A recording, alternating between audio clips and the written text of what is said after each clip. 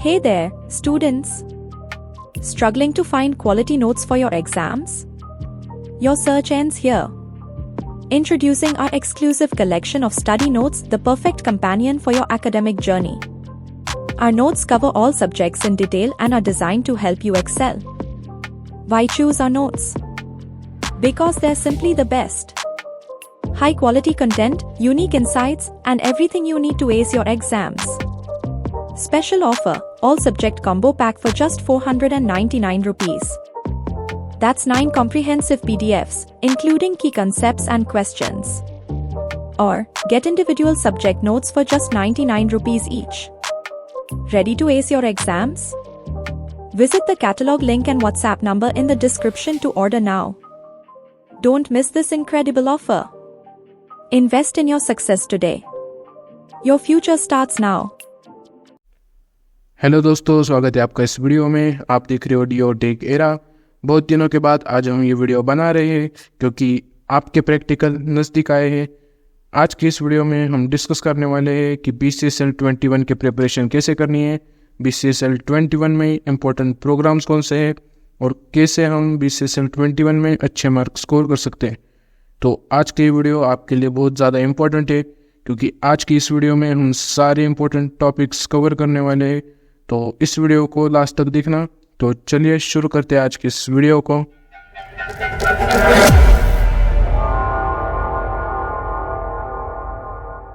तो BCSL 21 की preparation हम इस PDF से करने वाले हैं जिसमें हमने सारे इम्पोर्टेंट क्वेश्चंस मतलब इम्पोर्टेंट प्रोग्राम्स लिए हैं और सॉल्व PYQs भी इसमें डिस्कस किए हैं। तो इस PDF की मदद से आज इस वीडियो में हम BCSL 21 की प्रिपरेशन करने वाले हैं। फिर भी आपको इस वीडियो को देखने से पहले या इम्पोर्टेंट प्रोग्राम्स को सॉल्व करने से पहले आपको C प्रोग्रामिंग के बेसिक्स आने चाहिए। BCSL 21 में हम C प्रोग्रामिंग के बारे में सीखते हैं, यानी C प्रोग्रामिंग के प्रैक्टिकल करते हैं, है ना। तो आपको C प्रोग्रामिंग के बेसिक्स आने चाहिए। तो उसके लिए हमने ये C प्रोग्रामिंग की PDF बनाई थी। अगर आपको मालूम होगा या इसके रिलेटेड आपने वीडियो देखा होगा तो आपको इसके बारे में मालूम होगा। तो आप इस PDF से या EAMCET 011 के इस PDF से आप C प्रोग्रामिंग के बेसिक्स क्लियर कर सकते हैं। अगर आपको PDF पढ़ने के लिए टाइम नहीं है तो मैंने डिस्क्रिप्शन में एक वीडियो का लिंक दिया है, आप उससे सारे C प्रोग्रामिंग के बेसिक्स क्लियर कर सकते हो। तो इसमें आज की इस वीडियो में तो मेनली मैं फोकस करने वाला हूँ इम्पोर्टेंट क्वेश्चन के बारे में, मतलब इम्पोर्टेंट प्रोग्राम्स के बारे में। ओके, तो इम्पोर्टेंट कौन कौन से प्रोग्राम्स है उसके बारे में इस वीडियो में डिस्कस करने वाला हूँ। फिर भी आपके C प्रोग्रामिंग के रिलेटेड मैं जो बता रहा हूँ वो सारे बेसिक कंसेप्ट्स पहले से क्लियर होने चाहिए। पहले आपको C प्रोग्रामिंग का बेसिक सिंटैक्स आना चाहिए। उसी के साथ आपको C प्रोग्रामिंग में वेरिएबल्स के बारे में पता होना चाहिए, वेरिएबल्स क्या होते हैं। सेकेंडली आपको C प्रोग्रामिंग में ऑपरेटर्स के बारे में पता होना चाहिए। थर्ड आपको फंक्शंस के बारे में पता होना चाहिए, फंक्शंस क्या होते हैं। आपको स्टेटमेंट्स के बारे में पता होना चाहिए। आपको operators, functions, statement, variable, loops के बारे में पता होना चाहिए। एरेस के बारे में पता होना चाहिए। स्ट्रिंग्स के बारे में पता होना चाहिए। पॉइंटर्स के बारे में पता होना चाहिए। आपको स्ट्रक्चर्स के बारे में पता होना चाहिए। फिर ही आप C प्रोग्रामिंग के रिलेटेड सारे क्वेश्चन सॉल्व कर सकते हो या BCSL 21 के प्रैक्टिकल में अच्छे मार्क्स स्कोर कर सकते हो। तो प्रैक्टिकल के लिए आपको ये सारे बेसिक कंसेप्ट्स क्लियर करने हैं। तो आप इस PDF की मदद से कर सकते हो या तो डिस्क्रिप्शन में जो लिंक है उसके मदद से कर सकते हो।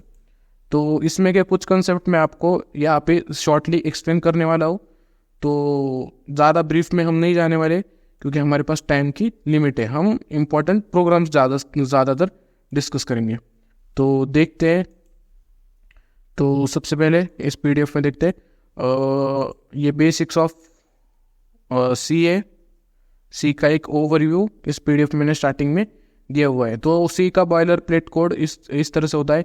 C का एक बेसिक सिंटैक्स होता है। C का प्रोग्राम हमें इस बेसिक सिंटैक्स के अंदर लिखना होता है यहाँ पर। ओके, उसी के साथ में C में कुछ बिल्ट इन फंक्शंस होते हैं।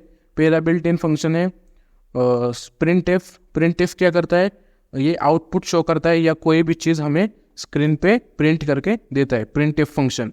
जैसे हर लैंग्वेज में बिल्ट इन फंक्शन होते हैं, प्रिंट फंक्शन होता है, वैसे सी में भी प्रिंट एफ फंक्शन होता है, ओके, जो कि स्क्रीन पे हमें आउटपुट प्रिंट करके देता है। साथ ही में हमारे पास एक इम्पोर्टेंट फंक्शन होता है जो कि होता है स्कैन एफ फंक्शन, है ना। It is use to take input from user से कोई भी इनपुट लेने के लिए हम स्कैन एफ फंक्शन का यूज़ करते हैं। तो ये दो मोस्ट इम्पोर्टेंट फंक्शंस है, बिल्ट इन फंक्शंस है सी प्रोग्रामिंग लैंग्वेज के, ओके। और ये सी प्रोग्रामिंग का बेसिक सिंटैक्स है। तो डायरेक्टली मैं आपको बताता हूँ कोड पे। तो इस तरह से सी प्रोग्रामिंग का सिंटैक्स होता है ना। इसमें हमने यहाँ पर प्रिंटफ फंक्शन का यूज़ किया है, किस लिए, हेलो वर्ल्ड नाम की स्ट्रिंग एग्जीक्यूट करने के लिए, या बोलो प्रिंट करने के लिए, है ना। प्रिंटफ फंक्शन का इसमें यूज़ किया है। और जो हमने बेसिक सिंटैक्स देखा था, वो बेसिक सिंटैक्स में हमने हमारा प्रोग्राम लिखा है ना। यहाँ पर बेसिक सिंटैक्स है। तो इसमें इसे एग्जीक्यूट करने के बाद यहाँ पर स्क्रीन पर हमें हेलो वर्ल्ड प्रिंट करके मिलता है। अगर हेलो वर्ल्ड के जगह में कोई और स्ट्रिंग भी डालूँ तो वो भी मुझे प्रिंट कर मिल जाएगी। जैसे अगर मैं यहाँ पर VCSL22 लिखता हूँ तो यहाँ पर मुझे VCSL22 एग्जीक्यूट करके मिल जाएगा। इसी तरह से हमारे पास स्कैनएफ फंक्शन भी होता है, और स्कैनएफ फंक्शन हम क्या करते हैं, यूज़र से डेटा लेते हैं, ओके। तो एक भी ये बॉयलर प्रिंट होगा, ये बिल्ट इन फंक्शंस हो गए जो कि मोस्ट इंपॉर्टेंट है। अब सी प्रोग्रामिंग में कमेंट्स भी होते हैं, कमेंट्स कुछ भी नहीं होते, इसका कुछ भी फ़ायदा नहीं होता, ये हमारे लिए होता है, यूज़र के लिए। इसमें हम हमारे नोट्स लिखते हैं, यानी कुछ ना कुछ लिखते हैं जिसका हमारे प्रोग्राम पे कोई भी असर नहीं होता, इससे उसे हम कमेंट्स बोलते हैं। कमेंट्स दो तरह के होते हैं, single line comment and multi line comment, okay. तो इसके बारे में सोचने की ज़रूरत नहीं, हम प्रोग्राम में बहुत बार कमेंट्स का यूज़ करते हैं। तो यहाँ पर देखो, यहाँ पर एक मल्टी लाइन कमेंट दी गई है, online C compiler and editor.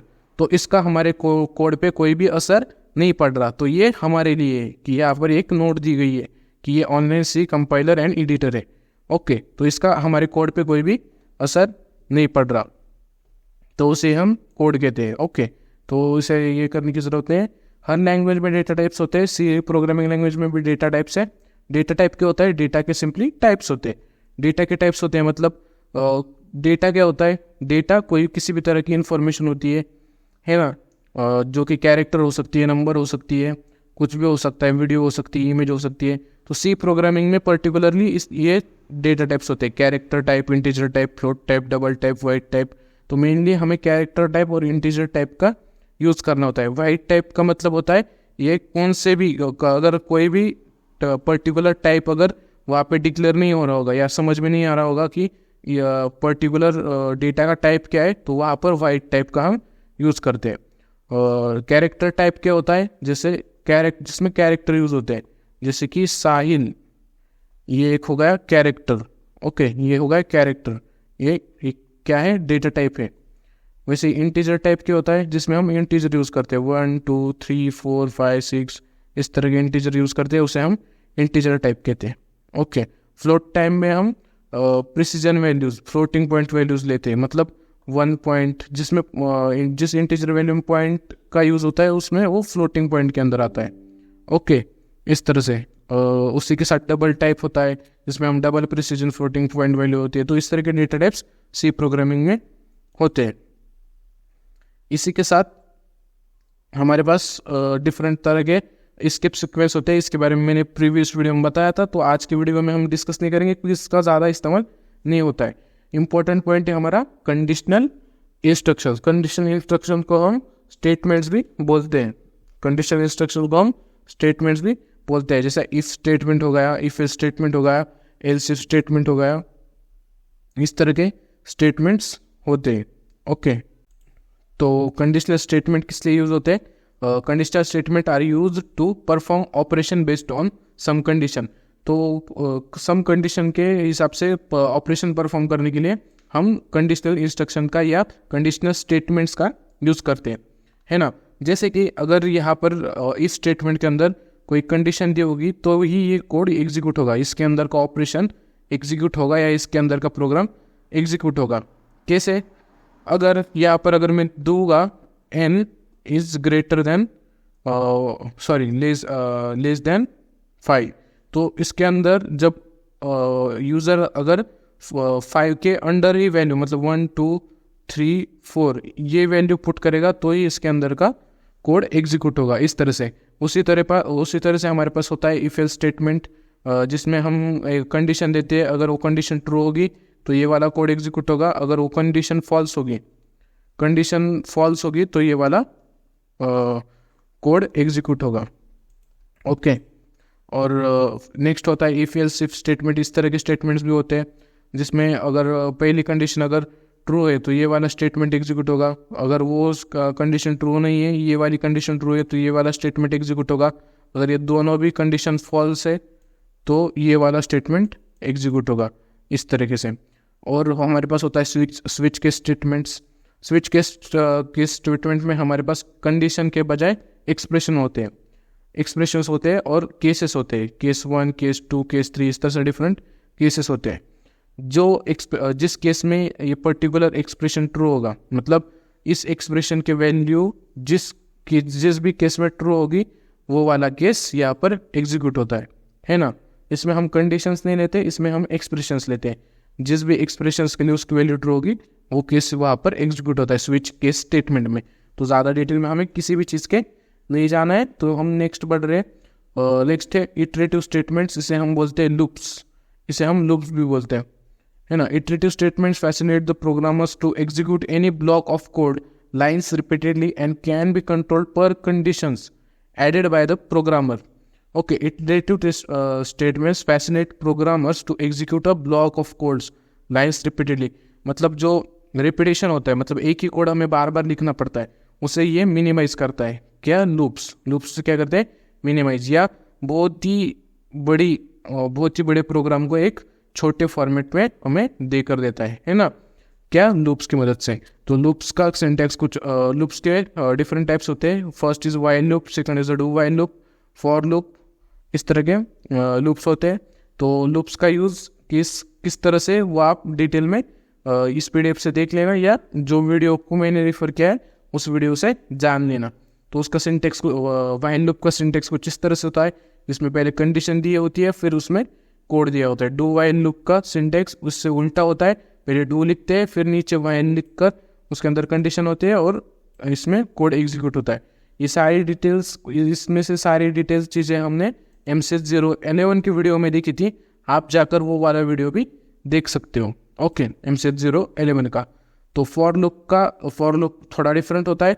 For loop के अंदर हम वेरिएबल भी फॉर लूप के अंदर डिक्लेयर करते हैं, इटरेशन भी कंडीशन भी फॉर लूप के अंदर डिक्लेयर करते हैं और इटरेशन भी फॉर लूप के अंदर डिक्लेयर करते हैं, और सिर्फ डायरेक्टली कोड फॉर लूप के अंदर एग्जीक्यूट होता है अगर ये कंडीशन ट्रू होगी तो। ओके, इस तरह से होता है। ये सारी बेसिक चीज़ों के बारे में आप जान लेना। Next is functions and recursions. ये बहुत ही ज़्यादा इंपॉर्टेंट टॉपिक है, फंक्शंस एंड रिकर्जन, है ना। फंक्शंस का यूज़ हम किस लिए करते हैं? Function are use to divide an extensive program into smaller pieces and it can be called multiple times to provide reusability and modularity to the C program. Okay, तो function बड़े बड़े programme के pieces को smaller pieces में, बड़े programme को smaller pieces में divide करने में यूज़ होता है, या एक ही प्रोग्राम को बार बार रीयूज़ करने के लिए भी फंक्शन का यूज़ किया जाता है। तो फंक्शन इस तरह से डिक्लेयर होता है। रिटर्न टाइप का मतलब है जो डेटा टाइप है वो डेटा टाइप लेना होता है। डेटा टाइप लेने के बाद उस फंक्शन का नेम जो हम डिक्लेयर करेंगे, उसके अंदर पैरामीटर कौन कौन से है वो, और फिर उसके अंदर डिफरेंट कंडीशंस हो सकती है या कोई डिफरेंट कोड हो सकता है। ओके, फंक्शंस के अंदर, जिससे हम बाद में रीयूज कर सकते हैं। फंक्शन का एक टाइप होता है recursion. Recursion is when a function calls a copy of itself to work on a minor problem and function that calls itself, okay, a function that calls itself is known as the recursive function. जो function खुद को ही उसके अंदर, जैसे इस code के अंदर अगर ये फंक्शन खुद को कॉल करेगा तो उसे हम रिकर्जन बोलते हैं। ओके, जैसे यहाँ पर देखो, रिकर्स नाम का एक फंक्शन है जो कि खुद के कोड में उसे कॉल कर रहा है या उसका यूज हो रहा है रिकर्स का, तो इसे हम रिकर्जन फंक्शन बोलते हैं। या वाइड का यूज क्यों किया गया है? क्योंकि वाइड का कोई भी data type particular data type declare नहीं होता। ओके, इसलिए इसी तरह पॉइंटर्स होते हैं, स्ट्रिंग्स होते हैं, एरेज होते हैं, ये सारी डिटेल्स आप बेसिक डिटेल्स आप पढ़ लेना। ओके, हमें एक्सप्लेन करने का टाइम नहीं है, हम डायरेक्टली देखने वाले हैं क्या, इंपॉर्टेंट प्रोग्राम्स। ओके, क्योंकि हमारे पास इतना ज़्यादा वक्त नहीं है एक्सप्लेन करने के लिए। बाकी आप इस पीडीएफ से पढ़कर देख लो या इस पीडीएफ से पढ़कर देख लो या मेरा पुराना M601 वाला वीडियो देख लो, डिस्क्रिप्शन में और एक वीडियो की लिंक है, वो वीडियो जाकर देख लो। ओके, और एक इम्पॉर्टेंट टॉपिक होता है वेरिएबल्स। वेरिएबल्स क्या होते हैं? Variables are used to store data. क्या? Variables are used to store data. Variables are used to store data. Variables क्या होते हैं? डेटा स्टोर करने के लिए होते हैं। ओके, डेटा स्टोर करने के लिए होती है, इसका मतलब क्या होता है? तो यहाँ पर देखो, इस तरह से वेरिएबल डिक्लेयर किए जाते हैं, जिसमें हम सबसे पहले उस वेरिएबल का टाइप, मतलब डेटा टाइप क्या है, वो पहले हमें डिक्लेयर करना होता है। जैसे यहाँ पर कैरेक्टर डेटा टाइप लिया, तो उसमें हमें कैरेक्टर ही स्टोर करना होगा। ओके, तो यहाँ पर देखो, ये जो इंट नम इक्वल टू 5 है, इसमें हमने इंटीजर वैल्यू स्टोर की है। नम क्या होगा? ये वेरिएबल होगा। ये जो नम है ये होगा वेरिएबल। ओके, और इसमें हमने 5 की वैल्यू स्टोर की है, और तो ये नम क्या होगा? वेरिएबल होगा, जिसमें हम वैल्यू स्टोर करते हैं, उसे हम सिंपली वेरिएबल बोलते हैं। साथ ही में इसमें होते हैं ऑपरेटर्स। अब ऑपरेटर्स क्या होते हैं? ऑपरेटर्स डिफरेंट टाइप्स के होते हैं। ये arithmetic operators, relational operators. Particular operation perform करने के लिए हम ऑपरेटर्स का यूज़ करते हैं। जैसे एडिशन करने के लिए हम इस ऐड ऑपरेटर का यूज़ करते हैं, सब्ट्रैक्ट के लिए इस ऑपरेटर का, मल्टीप्लिकेशन के लिए इस तरह से डिफरेंट अरिथमेटिक ऑपरेशंस हमारे पास होते हैं। साथ ही में रिलेशनल ऑपरेटर्स होते हैं, greater than, less than, equal to, not equal to, इस तरह की। और लॉजिकल ऑपरेटर्स भी होते हैं हमारे पास। तो लॉजिकल ऑपरेटर, इस तरह के डिफरेंट ऑपरेटर्स होते हैं। तो ये सारा बेसिक का पार्ट हो गया।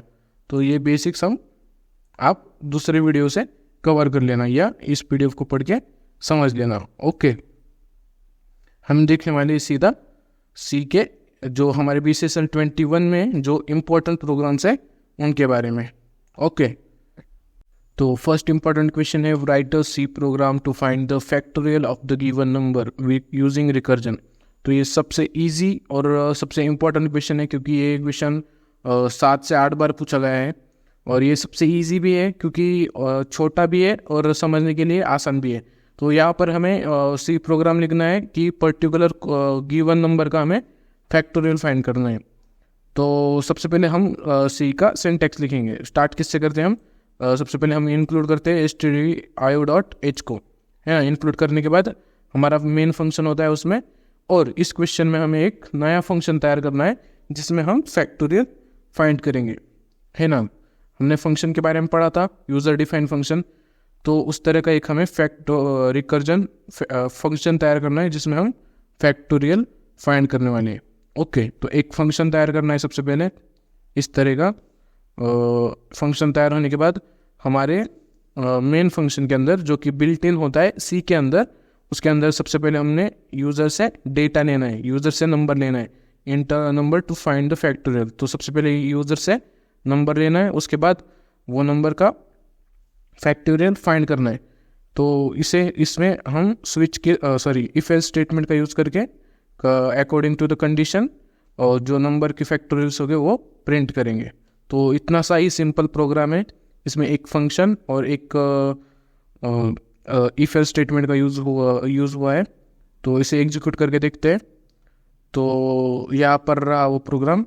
तो यहाँ पर देखो, सबसे पहले हमें फंक्शन टू कैलकुलेट, एक फंक्शन तैयार करना है फैक्टोरियल कैलकुलेट करने के लिए यूजिंग रिकर्जन। वो कौन सा फंक्शन होना चाहिए? Recursive function. तो इसके अंदर यहाँ पर देखो, सबसे पहले अनसाइंड लॉन्ग फैक्टोरियल। तो ये अनसाइंड लॉन्ग क्या लिखा है यहाँ पर जो लिखा है वो है इंटीजर, डेटा टाइप है। वो क्या है? Data type. फंक्शन का सिंटेक्स किस तरह से होता है? इस तरह से होता है। यहाँ पर एक रिकर्सिव फंक्शन हमने तैयार किया है, फैक्टोरियल नाम का एक फंक्शन सबसे पहले हमने तैयार किया। इसमें हमने इंट n नाम का एक पैरामीटर इसमें पास किया है, कि कौन सा नाम का? n नाम का, जो कि एक इंटीजर होगा उसका data type. Okay, int n। और फिर यहाँ पर कंडीशन दी है इफ n इक्वल टू 0, अगर n 0 के इक्वल है तो रिटर्न करना है 1। अगर n इक्वल टू 0 नहीं है, n जो एक इंटीजर है वो 0 के इक्वल नहीं है, तो ये वाली कंडीशन एग्जीक्यूट करनी है। अब ये जो फॉर्मूला है n इंटू फैक्टोरियल n-1, ये फॉर्मूला है फैक्टोरियल फाइंड करने के लिए।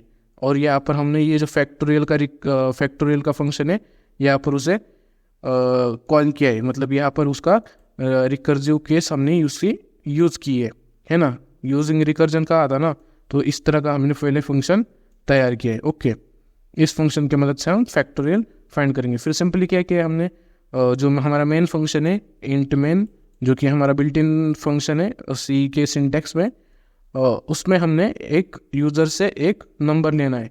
तो उसके लिए हमने सबसे पहले प्रिंटफ इंटर नंबर, तो यहाँ पर इस तरह से इंटर नंबर, ये देखो जब मैं इस प्रोग्राम को एग्जीक्यूट करूँगा तो इंटर नंबर आएगा। वो किस लिए, क्योंकि सबसे पहले हमने क्या किया, प्रिंट किया इंटर नंबर, और उसके बाद में हमने स्कैनएफ का यूज़ किया, किस लिए, यूज़र से डाटा लेने के लिए। यूज़र से क्या लेने के लिए, डेटा। अब मैं यूज़र हूँ तो मैं यहाँ पर सिंपली डालता हूँ 5। ये मैं क्यों डाल पा रहा हूँ, क्योंकि यहाँ पर स्कैनएफ फंक्शन का यूज़ किया है। अगर यहाँ पर स्कैनएफ नहीं होता तो मैं ये डेटा यहाँ पर इनपुट नहीं कर पाता। यहाँ पर स्कैनएफ है इसलिए मैं यूज़ कर पा रहा हूँ। फिर हमने एक सिंपल कंडीशन ली है इफ एल्स स्टेटमेंट में। उस कंडीशन के हिसाब से अगर नंबर ये 0 से कम है तो factorial of negative number is undefined, इस तरह का अलर्ट शो करेगा। अगर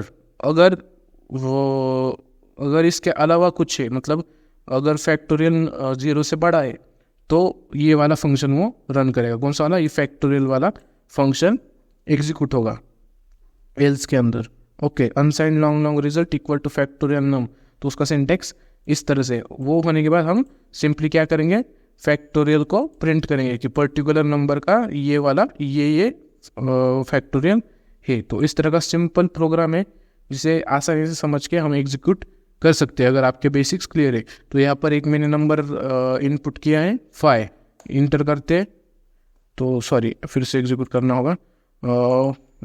5 को इंटर किया तो यहाँ पर देखो फैक्टोरियल ऑफ 5 इज़ 120 है ना। यहाँ पर हमने प्रिंट इफ किया था तो उसके मदद से यहाँ पर आ गया।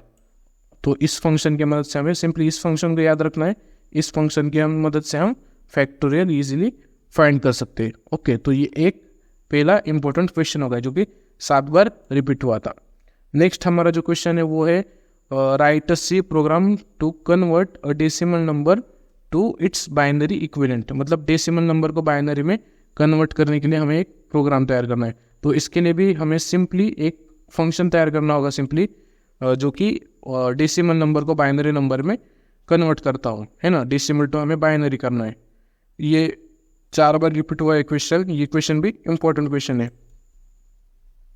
तो देखते हैं हम।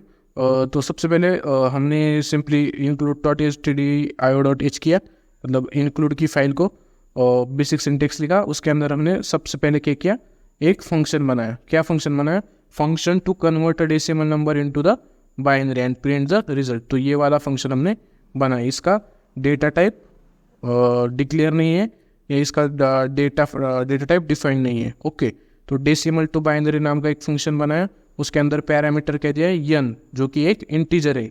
क्या है, एक इंटीजर मतलब एक नंबर है। n क्या है, एक नंबर है। इसके अंदर एक पैरामीटर दिया। उसके अंदर हमने एक इफ एल्स स्टेटमेंट लगाया, इफ स्टेटमेंट लगाया। अगर n की वैल्यू 1 से ज़्यादा है तो डेसिमल टू बाइनरी क्या होगा, डेसिमल टू बाइनरी n/2 होगा। यहाँ पर हमने रिकर्जन का यूज़ किया है with n divided by 2। Okay, तो अगर n से ज़्यादा है तो n डिवाइडेड बाय 2 यहाँ पर होगा अगर n 1 से ज़्यादा है। और फिर हमने यहाँ पर सिंपली एक ही इफ स्टेटमेंट का यूज़ किया है। फिर प्रिंट एफ डी, फिर प्रिंट क्या कर रहे हैं हम, रिमाइंडर। ओके, इस तरह से। फिर इंट मेन में हमारा मेन काम है, तो हम डायरेक्टली एडिटर में देखते हैं, कोड एडिटर में किस तरह से फंक्शन बनेगा। तो सबसे पहले हमने इस तरह का फंक्शन तैयार किया है ना।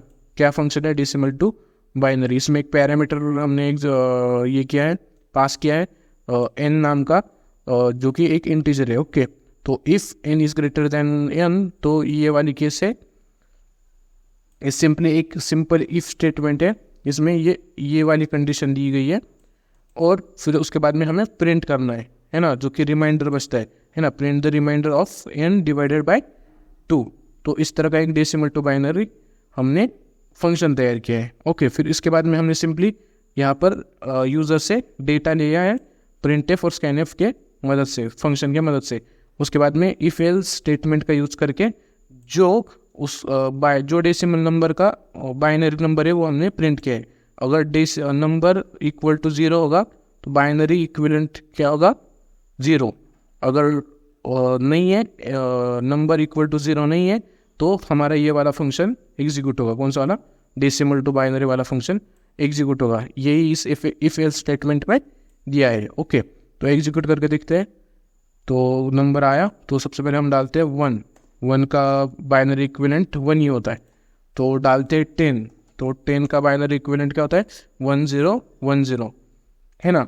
तो इसी तरह से आपको प्रैक्टिकल में प्रोग्राम्स को एग्जीक्यूट करना है। अगर आपके इसमें आपको इंस्टॉल होगा सी कंपाइलर कंप्यूटर में, तो उसमें एग्जीक्यूट करना होगा, या तो ऑनलाइन कंपाइलर में ही आपको एग्जीक्यूट करने बोला जाएगा। तो most of the cases online compiler में ही आपको एग्जीक्यूट करने के लिए बोला जाता है। तो आप इस तरह से ऑनलाइन कंपाइलर में भी एग्जीक्यूट कर सकते हो प्रोग्राम को। ओके, तो इस तरह से हमारा सेकंड प्रोग्राम हो गया। इसमें भी एक इम्पोर्टेंट फंक्शन हमने यहाँ पर बनाया, उस इम्पोर्टेंट फंक्शन को यूज़ करके हमने डेसिमल टू बाइनरी की वैल्यू फाइंड की। तो ये भी एक बहुत ज़्यादा सिंपल फंक्शन था, क्योंकि इसमें हमने सिर्फ एक ही फंक्शन का यूज़ करके हमने पर्टिकुलर प्रॉब्लम सॉल्व किया या प्रोग्राम बनाया। ओके, नेक्स्ट क्वेश्चन है हमारा, ये भी 4 बार पूछा गया है। Write interactive program to calculate gross salary and net salary and generate the 20 pay slips of 5 employees if basic TA, DA, allowances and deductions are given. Assumptions can be made wherever necessary. Okay, not use structure concept.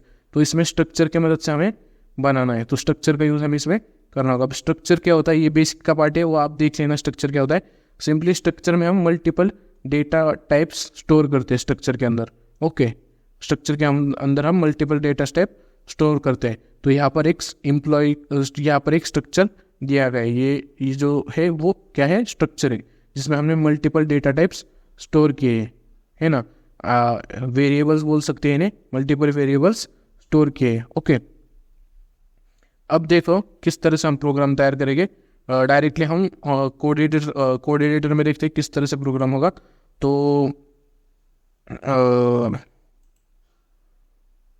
Sorry, कहाँ गया,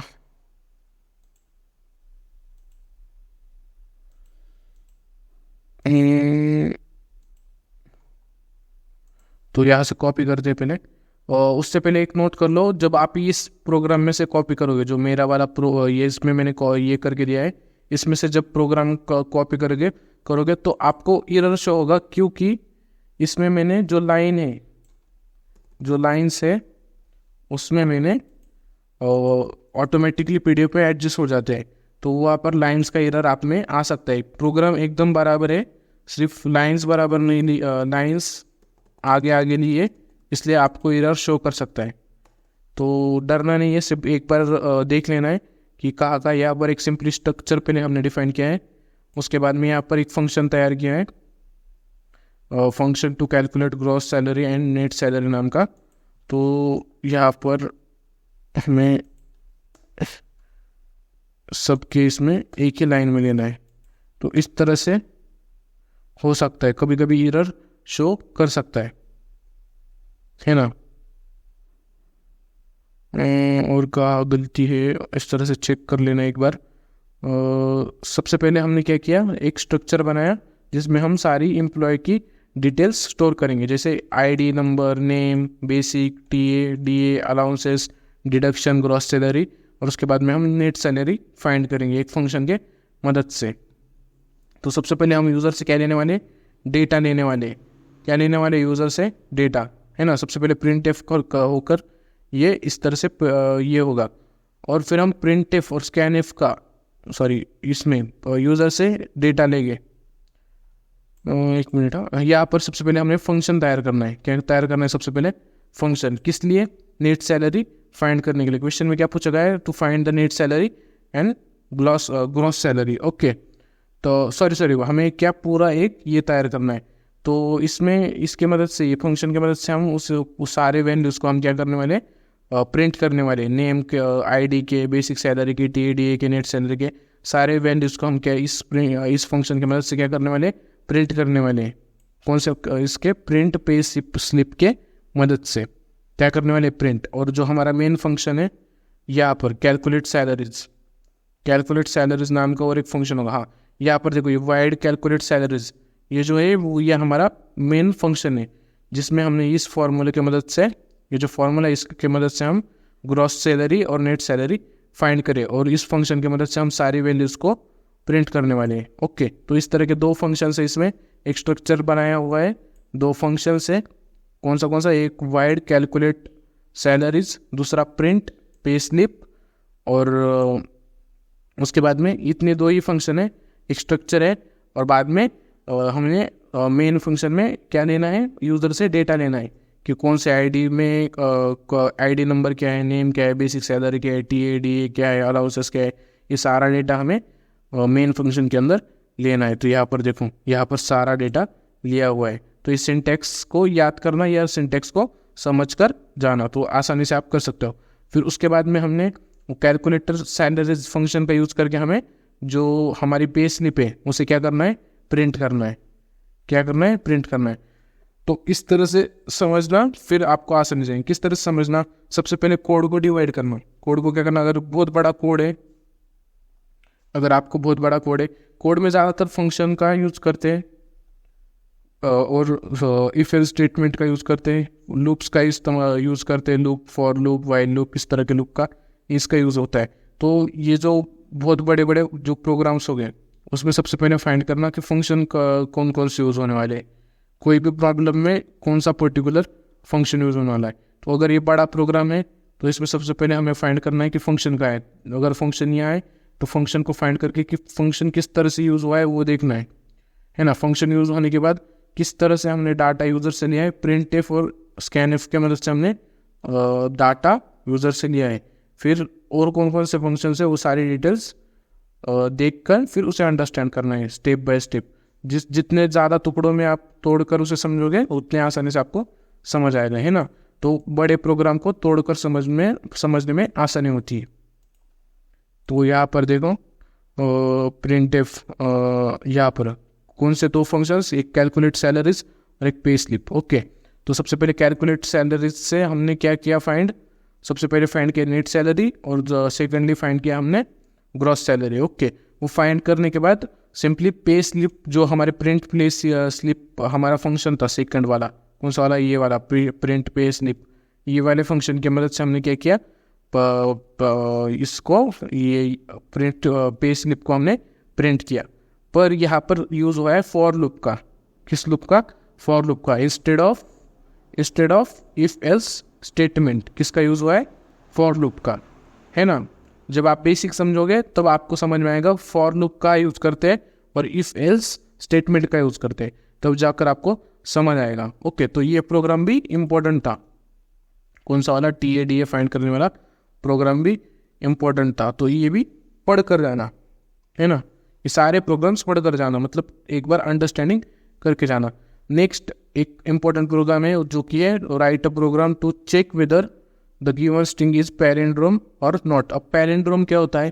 palindrome एक ऐसा word होता है जो आगे और पीछे से सेम हो। जैसे अगर ये 2002 है तो ये अगर हम इस तरह से लिखेंगे तो भी एक जैसा होगा, और इसे उल्टा करेंगे फिर भी एक जैसा होगा। 2002 को उल्टा किया तो क्या होगा? 2002 ही होगा। इसे ही हम पैलिंड्रोम बोलते हैं।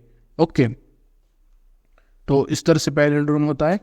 तो पैलिंड्रोम बनाने के लिए यहाँ पर एक प्रोग्राम क्रिएट करने बोला है। तो यहाँ पर हमें एक लाइब्रेरी का या फाइल का यूज़ करना पड़ेगा, string.eh का। इसे पहले इंक्लूड करना होगा। ओके, फिर सिंपली इसमें भी एक ही फंक्शन का ज़्यादा रोल है, जो कि हम फंक्शन बनाएंगे उसका। यहाँ पर देखो यही फंक्शन मेन है जो हम पैलिंड्रोम चेक करने के लिए बनाएंगे, ये वाला फंक्शन। फिर हमें सिंपली यूज़र से डेटा लेके उसका आउटपुट प्रिंट करना है इफ एल्स स्टेटमेंट के मदद से, है ना, इफ एल्स स्टेटमेंट की मदद से आउटपुट पुट करना है। तो इसमें मेन क्या है, फंक्शन में मेन कौन सा वाला, ये वाला फंक्शन। तो कोड एडिटर में चेक करते हैं किस तरह से होता है। तो यहाँ पर देखो ये वाला जो प्रोग्राम है, इसमें देखो सबसे पहले इंक्लूड stdio.h जो कि बेसिक लाइब्रेरी है, बेसिक सिंटैक्स है जो कि इंक्लूड करना होता है हमें सी के प्रोग्राम में। एडिशनली हमें string.h का भी यूज़ करना है, क्योंकि हम यहाँ पर स्ट्रिंग का पैलिंड्रोम है ये नहीं, ये फाइंड करने वाले, और बिल्ट जो स्ट्रिंग के रिलेटेड जो बिल्ट इन फंक्शन है उनका भी यूज़ करने वाले, इससे वो ये वाली लाइब्रेरी इंक्लूड करना ज़रूरी है। तो सबसे पहले हमारा मेन फंक्शन है जो हमें क्रिएट करना है, ये वाला फंक्शन क्या कि is palindrome or not, function to check if a string is palindrome or not. Okay, तो फंक्शन किस तरह से क्रिएट किया है यहाँ पर देखो, ये मैंने इसे समझकर याद कर लो और फिर आप एग्जाम में आसानी से ये कर सकते हो। क्या फंक्शन मैंने ये वाला इस फंक्शन की मदद से कर दे। तो इंट इज पैलिंड्रोम में के अंदर कैरेक्टर स्ट्रिंग लिया है एक, जो कि नल है, मतलब इसमें हम बाद में जाके इसका यूज़ करने वाले स्ट्रिंग का। ओके, तो इस पैलिंड्रोम के अंदर ये वाला पैरामीटर लिया है। जो स्ट्रिंग का कैरेक्टर टाइप कैर होता है ना, डाटा टाइप क्या होता है, कैर होता है। स्ट्रिंग क्या होती है, कैरेक्टर होता है। तो सबसे पहले इंट स्टार्ट इक्वल टू 0 इस तरह से लेंगे, फिर int end equal to strlen, तो ये एक बिल्ट इन फंक्शन है। strlen ये एक बिल्ट इन फंक्शन है, इसके मदद से हम ये करने वाले। तो इस तरह से सबसे पहले हम डिक्लेयर करेंगे वेरिएबल्स को। तो इस तरह से दो वेरिएबल्स डिक्लेयर हो गए, स्टार्ट और एंड। तो यहाँ पर वाइल लूप की मदद से हम आगे का प्रोग्राम एग्जीक्यूट करेंगे। तो वाइल लूप के अंदर अगर कंडीशंस क्या है, start is less than end, जब स्टार्ट एंड के कम होगा तब इसके अंदर है string start is not equal to string end. Okay, str start is not equal to str end। तो क्या रिटर्न करना है हमें, 0। तो ये रिटर्न करेगा कि स्ट्रिंग इज नॉट पैलिंड्रोम जब रिटर्न करेगा 0। और बाद में अगर स्टार्ट प्लस प्लस करना है और एंड माइनस माइनस करना है, इंक्रीमेंट और डिक्रीमेंट, तो जो व्हाइल लूप के अंदर हम ये एग्जीक्यूट करेंगे, कोड एग्जीक्यूट करेंगे। अगर ये एग्जीक्यूट नहीं होगा तो जो स्ट्रिंग होगी वो क्या होगी, पैलिंड्रोम होगी। तो हमें क्या करना है, रिटर्न 1 करना है। जब आप बेसिक्स की अंडरस्टैंडिंग करेंगे तो आपको ये प्रोग्राम समझ आएगा। अगर प्रोग्राम समझ नहीं आया तो सिंपली याद करके जाना अपने तरीके से। ओके, रट्टा मारने डायरेक्ट नहीं बोल सकता, याद करके जाना। ओके, ये वाला फंक्शन इंपॉर्टेंट है। बाकी इंट में हमें क्या करना है, सबसे पहले कैरेक्टर स्ट्रिंग डिक्लेयर करना है। तो यहाँ पर ये एक वेरिएबल है कैरेक्टर स्ट्रिंग 100, जिसकी वैल्यू 100 तक होगी स्ट्रिंग की। ओके, तो सबसे पहले हमें क्या लेना है, और यूज़र से इनपुट लेना है। ओके, गेट्स str की मदद से हम क्या लेंगे, यूज़र से इनपुट लेने के बाद फिर हम इफ एल्स स्टेटमेंट की मदद से चेक करेंगे कि गिवन स्ट्रिंग पैलिंड्रोम है या नहीं, या उसे प्रिंट करेंगे। किस फंक्शन की मदद से, इस पैलिंड्रोम फंक्शन की मदद से। और इफ एल्स के मदद से हम उसे क्या करेंगे, प्रिंट करेंगे। अगर होगा तो और द स्ट्रिंग इज पैलिंड्रोम ऐसा शो करेगा, अगर नहीं होगा तो the string is not palindrome इस तरह से शो करेगा। इसके अंदर हमने कंडीशन के अंदर हमने इस पैलिंड्रोम फंक्शन का यूज़ किया है यहाँ पर। ओके, तो एग्जीक्यूट करके देखते हैं। तो कोई भी इस स्ट्रिंग होगी, जैसे मैंने तब पिछले बार लिया था 2002 की स्ट्रिंग लिया था। तो देखो the string 2002 is a palindrome. Okay, अगर मैं कोई भी रैंडम लेता हूँ, जैसे अगर मैंने इस तरह से कोई भी रैंडमली कोई भी रैंडम लेता था तो शो होता था the string is not a palindrome. Okay, समझ आ गया। तो हमारा नेक्स्ट जो प्रोग्राम है वो है इम्पोर्टेंट प्रोग्राम है, वो है write program to check whether given number is prime और not. The given number is prime और नॉट। इसमें भी सिंपल एक फंक्शन का इस्तेमाल होगा। इस तरह से इस फंक्शन की मदद से हम सिंपली फाइंड कर सकते हैं कि गिवन नंबर इज प्राइम और नॉट। सिंपली एक ही प्रोग्राम है, सिर्फ ये फंक्शन याद करके जाना, ये इम्पोर्टेंट फंक्शन है वो। तो यहाँ पर देखो मैट्रिक्स, हाँ, इज प्राइम और नॉट। तो सबसे पहले हमें एक क्या बनाना है, एक फंक्शन बनाना है जिसमें हमने ईच प्राइम नाम का एक फंक्शन बनाया है जो कि इंटीजर वैल्यू से रिलेटेड है, और इसमें एक पैरामीटर पास किया है जो कि एक इंटीजर है। तो इसके अंदर हमने क्या एग्जीक्यूट किया है, अगर n की value less than equal to 1 है तो 0 रिटर्न करना है। इसका मतलब है number is less than or equal to 1 or not prime. मतलब इसका मतलब है कि अगर ये कंडीशन होगी तो नंबर प्राइम नहीं है, क्या, आर नॉट प्राइम। अगर ये कंडीशन ट्रू होगी तो कौन सी वाली, n is less than equal to 1, और अगर वो नहीं हुआ तो सिंपली ये वाले लूप के अंदर, अगर ये वाले लूप के अंदर अगर ये कंडीशन ट्रू होती है तो फिर भी मतलब n का जो रिमाइंडर है वो इक्वल टू 0 होगा, फिर भी वो नंबर प्राइम नहीं होगा। एल्स अगर ये दोनों कंडीशन फॉल्स निकलती है, कौन सी दोनों कंडीशंस, ये वाली कंडीशन और ये वाली, इसे बोलते हैं नेस्टेड इफ स्टेटमेंट। ये जो अभी यहाँ पर है इसे कहते हैं नेस्टेड इफ स्टेटमेंट। अगर ये 0 है, ये फॉल्स है और ये भी फॉल्स है तो रिटर्न 1 होगा, मतलब फिर गिवन नंबर क्या होगा, प्राइम होगा। अगर मेरी बात समझ आ रही है तो ठीक है, नहीं तो ये चीज़ें आपको याद ही करनी पड़ेगी क्योंकि टाइम आपके पास कम है, समझने के लिए बहुत ज़्यादा टाइम जाएगा, तो ये चीज़ें याद करना बहुत ज़्यादा मुश्किल है। इसलिए बोल रहा हूँ कि समझ कर करने की कोशिश करो, उसमें कम टाइम लगेगा, कुछ बार समझ कर करोगे तो। ओके, तो फिर वो क्या कर रहा है, रिटर्न 1 कर रहा है। ओके, तो फिर मेन फंक्शन में हमें सिंपली क्या लेना है, डाटा लेना है, और इस फंक्शन को हमें क्या करना है, इस फंक्शन की मदद से हमें प्रिंट करना है। क्या प्रिंट करना है, अगर वो ये इसके लिए ट्रू होगा, अगर नंबर प्राइम होगा तो क्या करना है हमें, show the given number is prime. अगर वो ये कंडीशन ट्रू नहीं होगी तो हमें शो करना है the given number is not prime. Okay, इस तरह से अभी एग्जीक्यूट करके देखते हैं। प्राइम नंबर डालते हैं 3, the 3 is a prime number. देखा यहाँ पर आउटपुट आ गया 3 is a prime number. Similarly अब डालते हैं 1 is not a prime number, execute. और एक प्राइम नंबर डालते हैं 17 इज अ प्राइम नंबर, या 15 डालते हैं 15 is a not a prime number. इस तरह से हमारा प्रोग्राम एग्जीक्यूट होगा। ओके, नेक्स्ट है मैट्रिक्स। मैट्रिक्स का टॉपिक भी बहुत ज़्यादा इंपॉर्टेंट है क्योंकि ये इतने बार रिपीट हुआ है, पर इसमें एक लूप होल है कि मैट्रिक्स में इतने सारे क्वेश्चन पूछे गए, मतलब डिफरेंट टाइप के क्वेश्चन पूछे जाते हैं। मेनली इसमें ये 2 तरह के पूछे जाते हैं क्वेश्चन, 3x3 मैट्रिक्स के एडिशन करो या 2x2 मैट्रिक्स की एडिशन करो। तो यहाँ पर देखो उसका प्रोग्राम दिया है, 2x2 का भी दिया है और 3x3 का भी दिया है। अभी ये प्रोग्राम भी इजी जाएगा जब आप इसे सेपरेट करोगे। क्या करोगे, सेपरेट करोगे, इसे आपको सेपरेट करके फिर एग्जीक्यूट करना होगा, फिर आप उसे समझ सकते हो। ये रहा 3x3 मैट्रिक्स का question, include stdio.h hashtag define size 3। Okay, इस तरह से प्रोग्राम है। अब देखो हैशटैग डिफाइन, तो यहाँ पर हमें डिफाइन का यूज़ करना है। अब डिफाइन क्या है ये आपको मालूम होना चाहिए, बेसिक का पार्ट है ये भी। और साइज 3 का हमें सबसे पहले डिफाइन करना है। यहाँ पर भी हमने जो ये डिफरेंट फंक्शन तैयार करके सबसे पहले 2 मैट्रिक्स के फंक्शंस तैयार करके फिर उसका एक ऐड मैट्रिसेस का फंक्शन तैयार करके उसके एडिशन शो किए इसमें।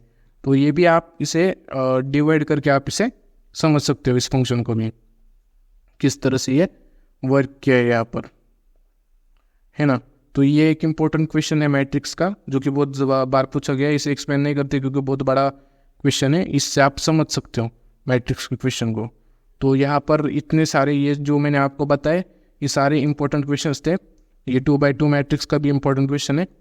और नेक्स्ट हमारे क्या है, solve previous year question papers. तो ये solve previous year question papers भी आप एक बार चेक कर लेना। तो इस PDF में मैंने क्या दिया है आपको कंटेंट, इस PDF में मैंने आपको सारे इंपॉर्टेंट प्रोग्राम्स दिए हैं और जो सॉल्व PYQ है वो दिया है 2023 का, है ना, जिसके 4 सेट मैंने इसमें दिए हैं इस PDF के अंदर। इस सेट 1, सेट 2, सेट 3 सेट 4, इस तरह से चारों सेट मैंने इसमें सॉल्व करके दिए। ओके, तो इस PDF से आपकी most of the complete preparation हो जाएगी अगर इसे ध्यान से कंसेप्ट को एनालाइज करके पढ़ते हो। तो इसमें आपको एक बात समझनी है कि आपको बेसिक कंसेप्ट की पहले अंडरस्टैंडिंग करनी है, तभी आपको ये प्रोग्राम समझ आएंगे। और अगर आप ये इंपॉर्टेंट प्रोग्राम्स की 1-2 बार प्रैक्टिस करोगे तो ईजीली आप आपके प्रैक्टिकल में सॉल्व करके आ सकते हो, है ना। प्रैक्टिकल में आपको शो करना होगा। ओके, तो ये इंपॉर्टेंट बेसिक्स आप इस PDF से देख सकते हो या इस PDF से देख सकते हो। डिस्क्रिप्शन में जो इसका लिंक है वह YouTube वीडियो होगा, उसमें जाके आप आपके बेसिक्स क्लियर कर सकते हो। फाइनली इस PDF के बारे में बात करते हैं। तो ये PDF मैंने 20 ईयर्स के PYQ की मदद से बनाई है, जिसमें मैंने सारे इंपॉर्टेंट क्वेश्चंस एक्सट्रैक्ट किए हैं। साथ ही में मैंने आपको इस PDF में सॉल्व प्रीवियस ईयर क्वेश्चंस दिए हैं, जिसकी मदद से आपकी कंप्लीट प्रिपरेशन हो जाती है, जिसमें आप सारे क्वेश्चन एनालाइज करके उनकी प्रैक्टिस कर सकते हो, है ना। तो इस PDF की मदद से आप आपकी प्रिपरेशन कंप्लीट कर सकते हो। साथ ही में ये PDF आपको आपके बेसिक्स कंसेप्ट क्लियर करने में यूजफुल होगी। तो ओके, तो ये PDF मैं इनिशियली 99 रुपीज़ में देने वाला था, लेकिन अभी बहुत कम समय है और आपको ये करने के लिए बहुत कम टाइम है, इसलिए PDF में सिर्फ 49 रुपीज़ में देने वाला हूँ for only June 2024 students. Okay, for only June 2024 students जो इस PDF को जल्द से जल्द बाय करेंगे, मतलब फर्स्ट 100 स्टूडेंट्स के लिए ये PDF 49 रुपीज़ की होने वाली है। ओके, साथ ही में ये PDF भी जो बेसिक्स की C प्रोग्रामिंग के बेसिक्स की PDF है, ये भी 49 रुपीज़ की है। अगर आप ये 2 PDF कंबाइन बाय करते हो तो आपको ये दोनों PDF ओनली 69 रुपीज़ में मैं देने वाला हूँ। ओके, अगर दोनों कंबाइन बाय करते हो, नहीं तो ये PDF 49 रुपीज़ में देने वाला, और बहुत ही रीजनेबल प्राइस है। और मैं इसलिए चार्ज कर रहा हूँ क्योंकि ये बनाने में थोड़ा टाइम और मेहनत मेरी ज़्यादा जाती है। 20 ईयर्स के PYQ को एनालाइज करके मुझे ये PDF बनानी पड़ती है, तो इसमें मेरा टाइम और इफर्ट जाते हैं, इसलिए मैं इसके पैसे चार्ज करता हूँ। ओके, तो इसके सिंपली 49 रुपीज़ में आपको ये PDF मिल जाएगी। ओनली 49 रुपीज़ में आपको ये PDF मिल जाएगी।